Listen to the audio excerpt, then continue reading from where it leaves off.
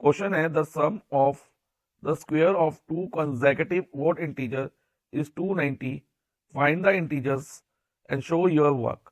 इस क्वेश्चन में हमें बोला था sum of the squares of two consecutive odd integer. Consecutive में जो एक के बाद एक आते हो, और वो क्या होने चाहिए, ओड इंटीजर होने चाहिए, उनके स्क्वायर का सम क्या होगा 290। कंसेक्यूटिव ओड इंटीजर कौन से हो सकते हैं, फॉर एग्जांपल 11 और 13, 11 के बाद 13 आता है नेक्स्ट ऑड इंटीजर, या फिर अगर हम 17 लेते हैं तो 19, ये कॉन्सेक्यूटिव ऑड इंटीजर्स होते हैं, ठीक है। और इनमें ध्यान से देखिए तो कितने कितने का डिफरेंस है बच्चा, 11 और 13 में 2 का था, 17 और 19 में भी 2 का डिफरेंस था। तो इनमें जो डिफरेंस होता है 2 का होता है, ये माइंड में रखना होगा। और इनका स्क्वायर करके वो कहता है सम क्या आना चाहिए, 290 आना चाहिए। तो अब देखते हैं कि बच्चा इसको हम क्वाड्रेटिक इक्वेशन बना के सॉल्व करेंगे। तो इसमें लिखेंगे let first integer be x. अगर फर्स्ट इंटीजर एक्स है तो सेकंड इंटीजर क्या होगा, second integer is equal to होगा हमारा एक्स प्लस 2, क्योंकि देखो बच्चा कंसेक्यूटिव ऑड नंबर में 2 का डिफरेंस है, तब इसको एक्स प्लस 2 लिखेंगे। अब अकॉर्डिंग टू क्वेश्चन अगर हम करें the sum of the square of the two consecutive odd integer, sum means इनको प्लस करना है, किनको प्लस करना है, स्क्वायर्स, इनके स्क्वायर्स को, squares of two consecutive odd integer. अब एक्स का स्क्वायर क्या होगा, एक्स स्क्वायर, और एक्स प्लस 2 का स्क्वायर होगा एक्स प्लस 2 होल स्क्वायर, और इक्वल टू क्या है 290। तो अब इसको सॉल्व करते हैं to form a quadratic equation. तो एक्स स्क्वायर को भी ऐसे रहने देंगे इस वाले को। अब एक्स प्लस 2 होल स्क्वायर में आइडेंटिटी लगाएंगे a plus B whole square की, और होती है बच्चा a square plus 2ab plus b square.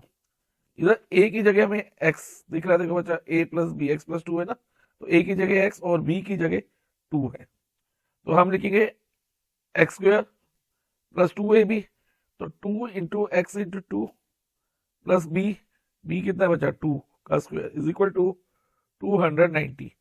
अब x square plus x square like terms है, ये हो जाएगा हमारा 2x स्क्वायर प्लस, तो इधर ध्यान दो बचा 2 टू द 4, 4x, और 2 स्क्वायर क्या होगा 4 होगा, और जो ये 290 है ना बच्चा, ये आरएचएस से एलएचएस में शिफ्ट होगा और माइनस 290 हो जाएगा, और आरएचएस में हमारा क्या रहेगा 0। अब 2x स्क्वायर प्लस 4x और 4 और plus minus minus 290 minus 4 is 286, और साइन बढ़ेगा, बड़ा क्या है 290, तो माइनस 286 इज इक्वल टू 0। अब नेक्स्ट टाइम बच्चा ध्यान दो, इन तीनों टर्म में 2 कॉमन है, यानी कि ये तीनों नंबर हमारे 2 से जा रहे हैं, तो हम क्या करेंगे क्वाड्रेटिक इक्वेशन की ईच टर्म को 2 से डिवाइड करेंगे, ठीक है। तीनों टर्म ये हो गई, और 0 को भी 2 से डिवाइड, ओके। तो अब ये 2 और 2 कट जाएगा, एक्स स्क्वायर और 4x को 2 से डिवाइड करते हैं तो 2x आता है, और 286 का माइनस 143 होगा, और 0 divided by 2 is 0।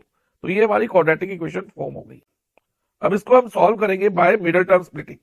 Middle term splitting में बच्चा हम क्या लेते हैं, सम और प्रोडक्ट। सम क्या होता है बच्चा, जो मिडिल टर्म में x का कोफिशिएंट, जैसे मिडिल टर्म क्या है 2x, 2x का कोफिशिएंट यानी कि 2 के आगे वाला नंबर, वो क्या है 2, तो सम हमारा पॉजिटिव 2 है। और प्रोडक्ट क्या होता है, कांस्टेंट टर्म जो कि माइनस 143 है, मल्टीप्लाई बाय एक्स स्क्वायर का कोफिशिएंट। अभी तो एक्स स्क्वायर के आगे कुछ नहीं है तो 1 मानेंगे, तो माइनस 143 इंटू 1 क्या होगा, माइनस 143 होगा, ओके। अब हमें दो नंबर ऐसे ढूंढने हैं जिनको मल्टीप्लाई करके 2 आता है और प्रोडक्ट माइनस 143 है। तो बच्चा ध्यान रखना, जब भी प्रोडक्ट नेगेटिव होगा ना, तो दोनों नंबर में से जो नंबर मिडिल टर्म स्प्लिटिंग के होंगे उनमें से एक नंबर नेगेटिव और एक नंबर हम पॉजिटिव रखेंगे, और क्योंकि सम पॉजिटिव है तो बड़ा वाला नंबर हमारा पॉजिटिव रहेगा। अब इसके बच्चा 143 के फैक्टर्स ढूंढेंगे मिडिल टर्म स्प्लिटिंग के दो नंबर लेने के लिए।